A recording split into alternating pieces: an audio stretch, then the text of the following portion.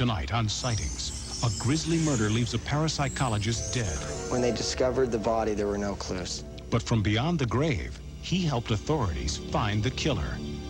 Then, if you think the Bermuda Triangle is the world's only deadly vortex, think again. Now, what you're dealing with is something that's transient. It happens suddenly and it's gone. We investigate the deadly force that's taken thousands in America's Great Lakes. And what psychic miracle gave this woman the incredible power to accurately predict hundreds of earthquakes? Her track record for quakes that she has reported into me has been 70 or 80%. At that point, it started to appear. They had large, dark eyes, claw-like hands. I began sensing and knowing and feeling. I do believe in life after death. I mean, I've been there. We have not scratched the surface of what the mind can do. It's a connection with the unknown.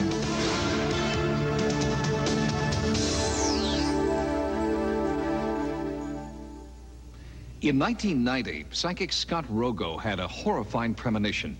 He saw a man being murdered. The terrifying vision of death haunted his dreams, and most frightening of all was that the murder victim Scott saw was himself. Tragically, it was a premonition that came true.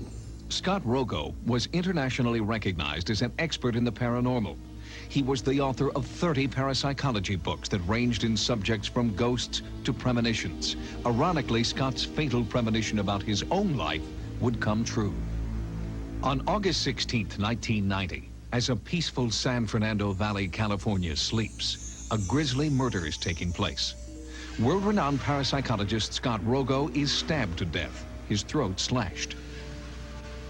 Somebody had come to his house, possibly in the evening, and stabbed Mr. Rogo. Tragically, Scott's accurate premonition was to be his last. When they discovered the body, there were no clues. There was the actual murder weapon found with blood, and right by the wall closest to the body, there was some fingerprints and blood. But that initial evidence did not lead to the killer's identity. Psychics felt the police needed an expert witness, testimony from the dead man himself. I conducted 2 separate investigations. One was akin to a private investigation. The other was a psychic investigation. Psychic researcher Betty Bandy asked some of the world's top psychics to try to contact Scott. And what they found would send the investigation in an important new direction. Psychic Armand Marcotte believes the murder victim told him to check the fingerprints on a glass left at the murder scene. They both had a drink to calm their nerves after the crime was committed. The darker the man, he went to the bathroom and he forgot to wipe his glass and it was left there. I wrote a detailed report of the information given to me by the psychics because a very clear picture did emerge from the psychic report. They went back to the house and did a thorough search of the bathroom. And that's where they found the glass that tied in the present killer that's been convicted and put away since then. That's how they finally came on the path of Mr. Batista. He was convicted of second-degree murder and sentenced, I believe it was 15 years to life. My private belief is that Scott has assisted me in collecting information. Is it possible that Scott Rogo is trying to conduct his own murder investigation from the grave? How else could you explain the psychic's insistence that police re-examine the fingerprints on the glass? And many believe Rogo is still trying to reach out to them because there are still many unanswered questions about the case. The most troubling, that a second murderer is still at large. Psychics won't give up until that killer is found. There's absolutely no doubt in my mind that there was a second suspect. However, at this time, we don't have any idea of who it may be. We don't know race, age. We have no other information of this person. The fingerprint and blood did not match Mr. Batista, the defendant, nor Mr. Rogo. With police at a virtual standstill, we ask psychic detective Nick Nocerino to examine the murder of Scott Rogo. You seem to be interested in Scott Rogo, and he is the person we want to tune into, and we want to find out what happened, and if possible, give you as much information as we can. Nick Nocerino has been a respected psychic investigator for 47 years. He begins a typical murder investigation by visiting the last place the victim was seen alive. Every time I mention his name, I get lots of pain, sharp pain. I don't know whether he's having a heart attack or what's going on. Nick's investigation also takes him to several locations frequented by Scott in the days just before his murder. Nick believes this method of investigation will stir up the tremendous psychic energy necessary to make contact with Scott Rogo. He then brings in a team of psychics to investigate the single most important location in the case, the very house in which Scott Rogo was found stabbed to death. We hope to find out how the man died, if possible who killed him or how many people killed him, anything connected with the killing. There's been a killing here. Each psychic surveys the house, attempting to gather psychic energy. Right around my throat is tightening up immediately, and then it's moving down into my chest area. Besides the stabbing, there was an attempt to choke him. I heard gagging. There were 3 individuals besides the man who was hurt, and blood all around. This is definitely a house that has had a lot of energy, and it still is filled with different energies. There's a lot of anger associated with that too, and it's a frenetic kind of energy. The psychics then agree to break off into 2 separate groups in 2 separate rooms to form seance-like triads. And I call upon the energy of Scott Rogo to assist us in any way he can. There's 3 people involved. 2 came in one car, 1 came in another car. They got in the house. There were 2 people performing the majority of the violence. In 2 separate rooms, at almost the same time, the psychics believe they have made contact with Scott Rogo, who is now conducting his own murder investigation from beyond the grave. Their intent when they entered this home was not to kill him. He's screaming. I can't hear what he's screaming, but I can hear him screaming. Things just got out of hand. One of them short. 5'6", 5'7", overweight. Kind of long, wavy, black hair, maybe a little balding on the top. He may be the one who has the tattoo on his arm. Scar. It's a mark on his face. Right below his eye. Tiny little mustache. See a car parked. Bandana on the head, not a hairnet. BWY. Bushy eyebrows. 436. Romano's the last name. Jesus. Jason, James, Alexander, all those names fit the big one. They're within 100 miles of here. Oh, these are the names of the other guys.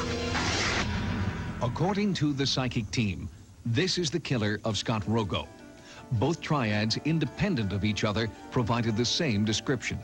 The man was about 5'6", 5'7", round of face, Hispanic, tiny little mustache, black oily wavy hair with a bandana, long police record. He was the one perpetrating most of the violence.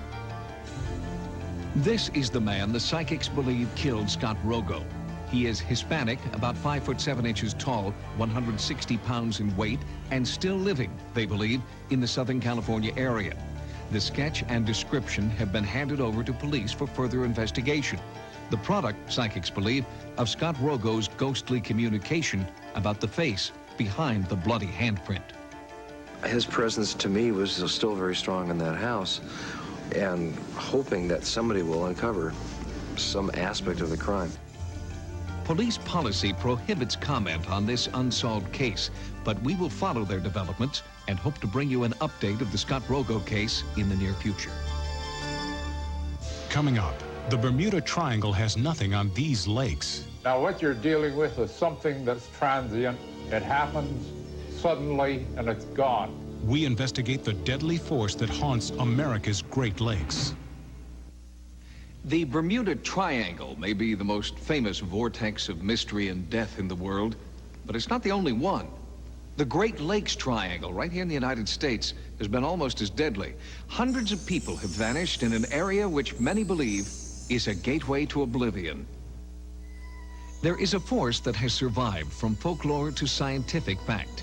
Bizarre anomalies that rival the Bermuda Triangle. A ship, the Edmund Fitzgerald, built to withstand the most violent weather, sinks in less than a minute. A modern jet airliner crashes into Lake Michigan in clear weather.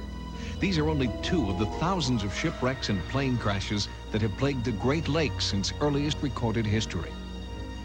The most dangerous zone is known as the Marsburg Vortex in Lake Ontario, but disappearances routinely occur throughout a larger area known as the Great Lakes Triangle. Marine insurance records show that more than 15,000 shipwrecks, plane crashes, and other mysterious catastrophes over the past 200 years have given the Great Lakes Triangle a deadly reputation, with the highest concentration of unexplained accidents in the world. With Marysburg, what you get is exactly the same type of things. You're getting down in around the Bermuda Triangle, disappearing people, disappearing ships and that. We have found that there is at least one major link between all these crashes and disappearances. The ever-present magnetic fields which wrap the Earth appear to act differently in the Great Lakes Triangle. A compass reading on one day can be totally different the next, making critical navigational systems inoperative. We found, even using 3 separate compasses, all the readings being very much similar, that when we plotted that on a chart, we were nowhere near. One case, we were a quarter mile onshore, and yet we're 5 miles physically on the boat offshore. Peculiar magnetic forces can spell disaster for a ship or a plane that relies on exact instrument readings. Could strange magnetic forces in the Great Lakes Triangle be enough to throw ships and planes wildly off course and into fatal situations? Some believe that's exactly what caused the 729-foot Edmund Fitzgerald to sink to the bottom of Lake Superior. This state-of-the-art vessel had 2 independent radar systems thought to be infallible, but they weren't. En route to Cleveland, Ohio, disaster struck. November 10th, 1975, 5 p.m. The Edmund Fitzgerald is fully loaded with iron ore and leaves port. By 6 p.m., the ship is unexpectedly caught in the grips of a severe winter storm. Just after 7 p.m., the Edmund Fitzgerald, a highly sophisticated modern freighter, has disappeared, with all hands feared lost. The weather was harsh, but the Edmund Fitzgerald was designed to withstand storms like this. The beginning of the end occurred when not one, but both radar systems failed. With low visibility and no working navigational system, the ship was doomed. I do know that they had lost their radar, and they were depending on the Anderson, which was a ship nearby in the storm. The Anderson was doing their seeing for them. It was trying to get the fix on the Fitzgerald with radar and then radio to the Fitz and tell them where they were. 1 minute, they had a blip on the radar, and the next minute, the blip was gone. They were in communication with the Fitzgerald at 10 minutes after 7. At 20 minutes after 7, they had no sight of her at all. And given that 10-minute span and the fact that no distress call was ever sent by the Fitzgerald, that ship going down must have happened no more than a minute. It just dove, went down, and that was the end of it. So I understand you had him visually and on the radar, and you lost him in both respects. No, I didn't have him visually. I had him on the radar. He was exactly 10 miles ahead of us. I asked him how he was making out with his problem. He said he lost those vents and he had a lift, and he said he was holding his own. I lost contact after that. In less than 1 minute, the enormous ship had disappeared. All hands on board died. It was a tragic testimony to the power of a deadly force still feared by all who dare venture there. I think in a lot of people's mind, there is something missing. There's one little fact or something that went wrong or something that happened that maybe we'll never know about. Something mysterious, something unexplained. United Flight 389, inbound from New York to Chicago in 1965. Although flying in clear skies and calm weather, it would suffer the same fate as the Edmund Fitzgerald. The approach was over Lake Michigan. The last altitude that they were cleared to, in which he was supposed to have leveled off and maintained that altitude until cleared lower, was 6,000 feet. But Flight 389 did not level off at 6,000 feet. The aircraft struck the water in a descending attitude. It spread over about 1.6 miles, and it sank in about 250 feet of water. We know there was no mid-air collision. We know there was no structural failure. We know the engines were operating properly. Everything appeared to be normal up until the aircraft disappeared. Unpredictable magnetic energies that ripple through the entire 100,000 square mile area of the Great Lakes may explain what happened. Now, what you're dealing with is something that's transient. It happens suddenly and it's gone. You haven't got any actual scientific measurements. What we know is that there's actually magnetic anomalies in the area. How they could cause these mysterious disappearances, how they could cause the sinking, no one seems to know.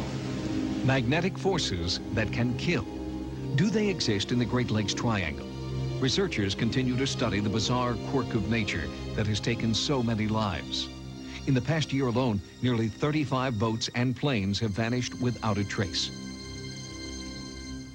Coming up, what gave this woman the psychic power to accurately predict earthquakes? I just sat there and cried because I knew people were going to die. And I spent the next 6 hours on the telephone trying to warn people that a major quake was going to hit Mexico. People who have been near death report many kinds of paranormal experience. After a miraculous recovery, a very special few claim to have new, unexplainable psychic powers. Powers they believe were bestowed upon them through a controversial phenomenon known as soul exchange. The soul that is in the body leaves. Another totally different soul comes in. The idea of an exchange was explained to her. If she really wanted to die, that would be fine, but why should she die? Because it was a perfectly good body. A total of 13 separate sounds that I hear all the time. When the sound changed, an earthquake would happen within 72 hours. I think they are tuning into another dimension of experience that is normally closed off to us. The concept is known as soul exchange, or as the walk-in phenomenon. In a soul exchange, one soul leaves the physical body and a new soul walks in. Well, a walk-in is a highly developed soul from previous lifetimes who has earned the right, if he wants to come into an adult body to complete a project that he would like to do. The walk-in, or soul exchange, occurs at a time of personal crisis. Individuals recount feelings of severe physical or emotional pain, even a death wish. After the transformation, they experience profound changes in their lives. I took all the pills in the bottle and drank some of the alcohol. The headache was so bad that my insides ached. All I said was, I want out. I want the pain to stop. The purpose of a soul exchange is always to have a being come into a body that is more highly evolved and is coming here for the purpose of helping the earth evolve. For a precious few, the supposed soul exchange triggers miraculous, new, and unexplainable talents. Charlotte King's experience has been remarkable. In December of '76, I overdosed on a combination of Valium and brandy. But fortunately, I guess I didn't take enough to give me a fatal overdose, but I was in a real bad state for quite a few hours. And I heard the word that the doctor had admitted me and that I would have to stay there. And I was in kind of a drugged sleep, a very drugged sleep. And a few hours later, I all of a sudden became real full of energy, just a burst of energy.